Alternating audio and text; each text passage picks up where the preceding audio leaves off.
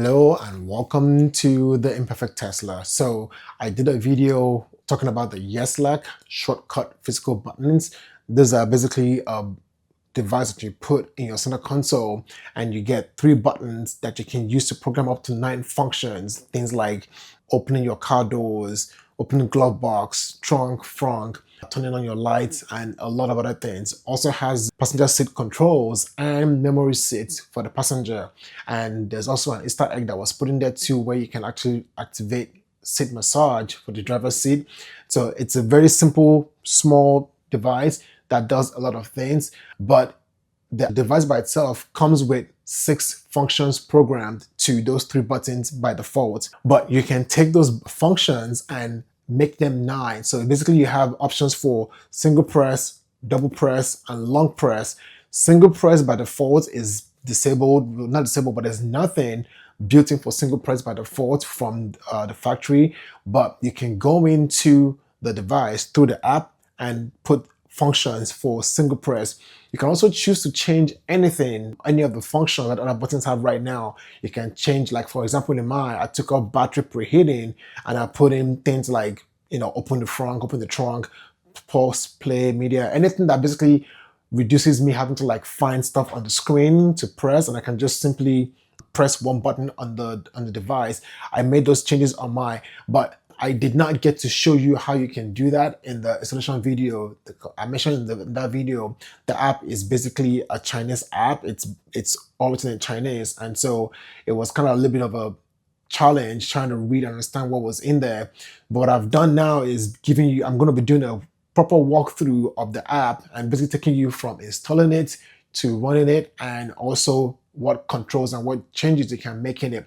And then as part of that too, I've done at the end of the me talking through that, I have like just images where I've taken the app and I've transcribed or taken screenshot of the app and have those translated to English version, so you can now know exactly what each button or each text means and be able to follow through that way. So let's go look at that now. If you're new to the channel, welcome. If you've been here before, welcome back. If you're not subscribed, please make sure you hit that button.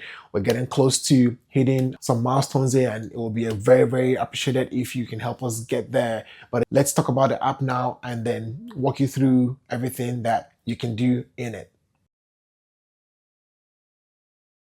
All right, so the app that you need, it's WeChat.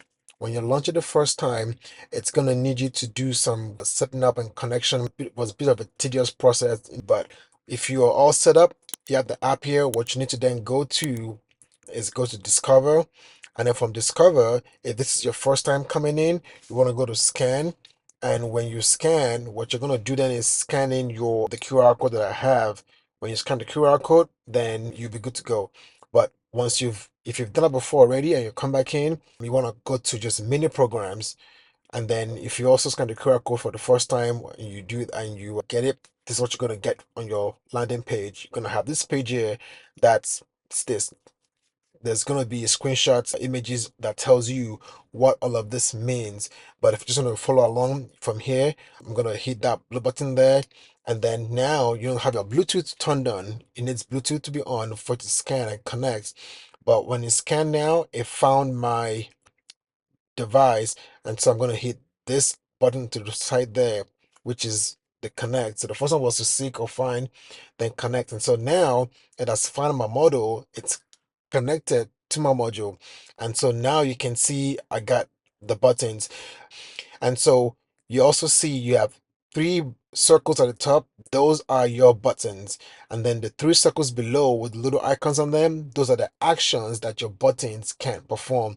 So right now it's got the first button highlighted. That means I'm on the first button. If I press this one, now it means I'm controlling stuff for the second button. If I do this one, I'm controlling stuff for the third button. You have 3 actions. The first one is single click. Second one is double click. The third one is press and hold. By default, the first action has nothing in it. So you can see here I've already gone in and modified my to have 3 actions. So now on my first one, I've got open frunk. Second one, I've got open trunk. And then the third one, I've got mirror fold. On my second button, my first action here is going to play and pause my media.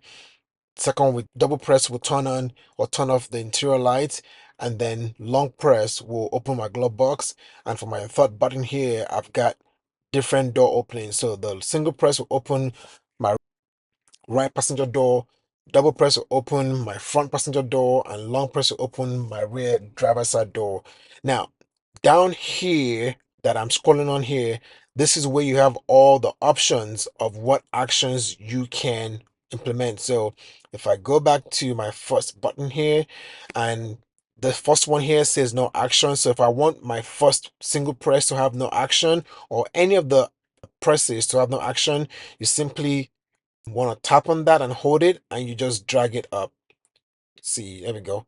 And you can see now it shows my first single press on my first button has no action. So anything you want to do, any function you want your buttons to have, you simply find it and then just press and hold and drag it to that icon that the button you want, and then boom, it's there. So first circle is single press, second is double press, third is long press, and then like I said, anything that you want to do. So you have options here for no action, battery preheating, mirror fold and fold, interior light on. This is open glove box.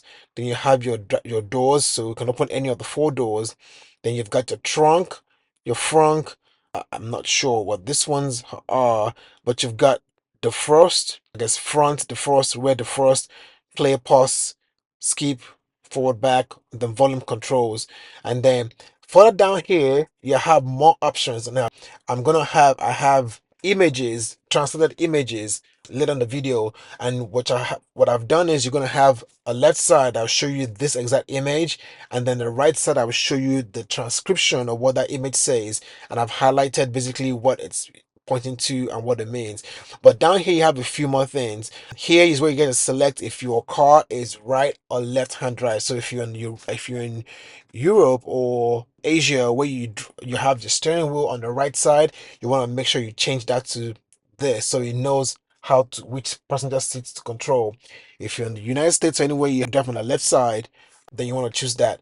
And then there's something here for ADAS, which is like assisted driving. It's got options for like cornering lights. And in the bottom here, you have the option to where if you pull your driver's door handle, it will open your frunk.